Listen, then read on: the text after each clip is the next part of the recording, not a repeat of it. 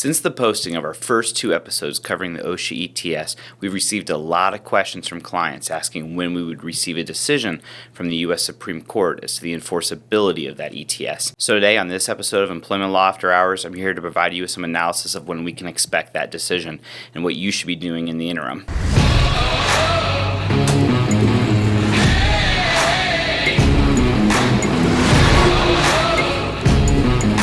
As many of you may know, last week on Friday, the U.S. Supreme Court held hearings on the enforceability of the OSHA ETS.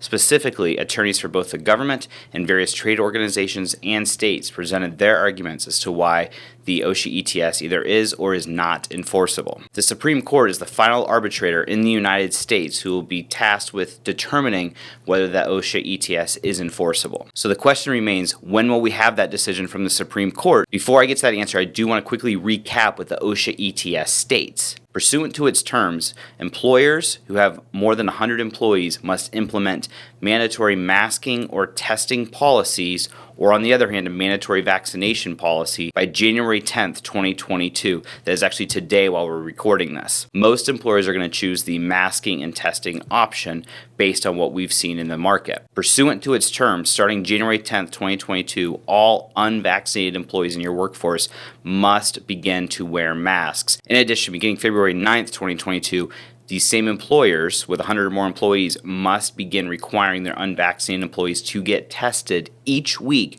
before they turn to the workplace. Obviously, these are some quickly approaching deadlines, with today being the first, so where's that Supreme Court decision? Well, the simple answer is, unless you're one of those 9 judges, you really don't know. So typically, the Supreme Court works in terms. Right now, we're in the second term that falls after the holiday season.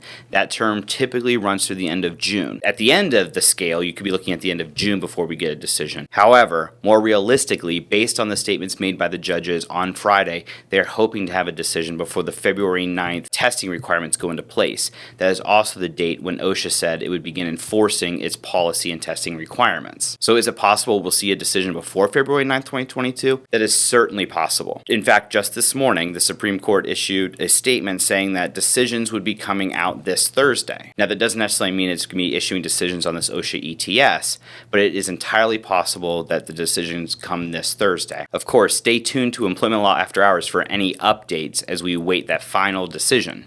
In the interim, there are a couple things that you need to be doing as an employer. Remember, the OSHA ETS is currently in effect. The stay was removed by the Sixth Circuit. That means OSHA can begin enforcement of those regulations starting today. OSHA has indicated that starting January 10th, 2022, all employers who must apply by the ETS, remember 100 plus employees, must begin having their unvaccinated employees wear masks. In addition, they must have their policy in place regarding whether they'll be doing masking and testing or mandatory vaccinations. For most of you, that'll be masking and testing. Employers don't want to get caught in a position where the Supreme Court ends up upholding the Sixth Circuit's decision and allows the enforcement of the ETS. And the next thing you know, OSHA is knocking on your door, mandating review of the policy and your records of who's vaccinated, who's not, and who's been tested and when. Again, stay tuned to Employment Law After Hours as we bring to you breaking minute news as to the Supreme Court's decision of the enforceability of the ETS. We continue to thank you for your support and tuning into this channel, as we know it is difficult for a lot of you to find concise information on what you need to be doing as employers. But do remember, although we're attorneys, we're not your attorneys yet. So everything I said today is not legal advice necessarily for you, unless you've contacted us to start that attorney relationship. I hope you all have a great rest of your day.